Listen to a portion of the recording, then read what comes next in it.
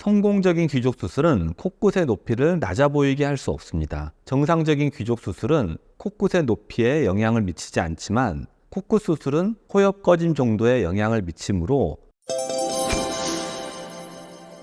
연세엽기 성형외과 이건창입니다. 귀족 수술을 오래 해오면서 환자분들에게 아주 많이 받아보는 질문 중 하나입니다. 귀족 수술하고 눈 수술을 같이 하는 경우보다는 귀족 수술과 코 수술을 생각하시는 환자분들이 월등히 많습니다. 귀족 수술과 코끝은 서로 연관성이 있기 때문인데요. 귀족 수술은 코 옆에 꺼진 부분을 메꾸는 수술이라고 여러 차례 말씀드렸는데, 코 옆이 꺼진 사람일수록 코끝이 낮은 사람이 많습니다. 그래서 귀족 수술과 코 수술을 동시에 생각하시는 분들이 많습니다. 그런데 두 개의 수술을 동시에 진행하는 것이 무섭기도 하고 경제적으로 부담이 되어서 한 개를 먼저 한다면 뭐를 먼저 해야 하는지 고민하시는 분들이 많습니다. 진료실에서 이 질문을 참 많이 받는데, 간단하게 코 수술을 먼저 해야 한다고만 설명드리고 그 이유를 자세히 설명드릴 여유가 없어서 이번 유튜브를 통해서 환자분들께 그 이유를 충분히 설명드릴까 합니다.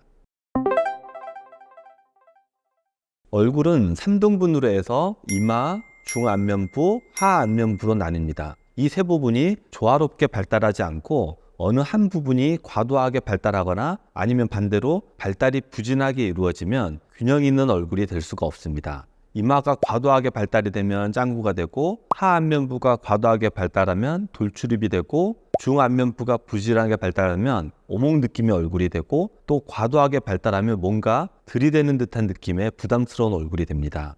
콧구과 코 옆은 중안면부에 포함되는 부분으로 발달이 같은 정도로 이루어집니다. 그래서 코 옆이 많이 꺼진 사람은 코끝도 덜 발달이 돼서 코끝이 낮고, 코 옆이 상대적으로 덜 꺼진 사람은 코끝 모양이 오똑하게 발달이 잘 이루어져 있는 경우가 많습니다. 서양 사람들은 코끝이 높고 잘 발달되어 있잖아요. 그래서 코옆 꺼짐이 심하지 않아서 귀족 수술을 거의 하지 않습니다. 귀족 수술은 동양인들이 많이 하는 대표적인 수술입니다.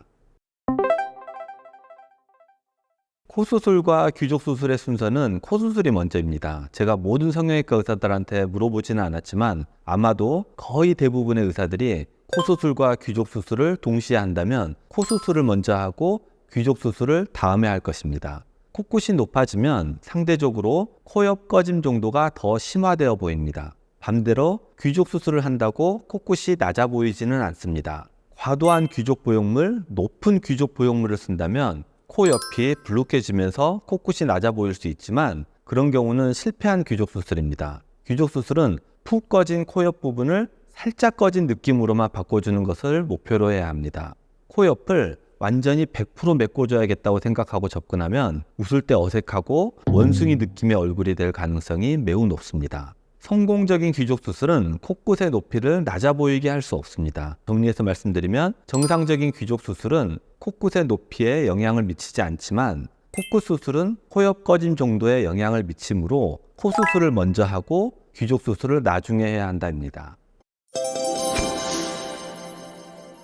성형수술은 이제 한 가지만 하는 경우보다는 몇 차례에 걸쳐 여러 가지 성형수술을 하는 분들이 많습니다. 동시에 진행하는 것이 꺼려질 때 어떤 수술을 먼저 해야 하는지 고민이 될 수 있습니다. 대표적인 고민이 코 수술과 귀족 수술의 순서가 될 것입니다. 코 수술과 귀족 수술을 생각하시는 분들께 도움이 되셨길 바랍니다. 끝까지 시청해 주셔서 고맙습니다. 다음에 또 환자분들께 도움이 되는 영상으로 찾아뵙겠습니다. 감사합니다.